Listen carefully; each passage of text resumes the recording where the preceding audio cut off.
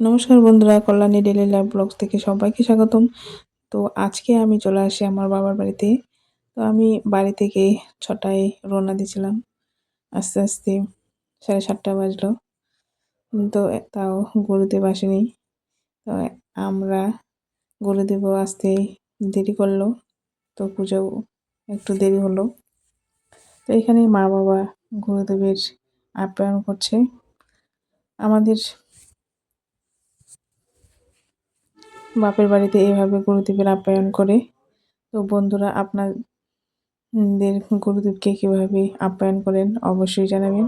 আর আমাদেরটা কেমন ভালো লাগলো অবশ্যই কমেন্টে জানাবেন। তো আমরা যখন ছোট ছিলাম তখন ছোটোবেলার কথা খুব মিস করি। তো আমাদের বাড়িতে যখন গুরুদেব আসতো, তো আমরা খুব আনন্দ পেতাম। আর আমাদের পাড়ার সবাই একদিন করে নিত, তাদের বাড়িতে প্রসাদ খেতে যেতাম, খুব আনন্দ হতো।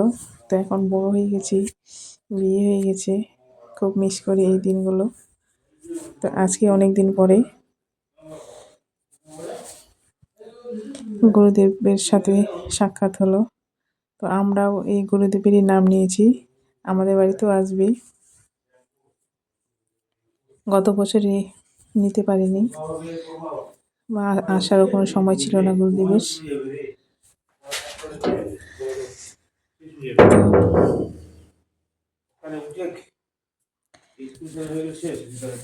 বন্ধুরা, কেমন লাগলো আমাদের এই আপ্যায়নটা?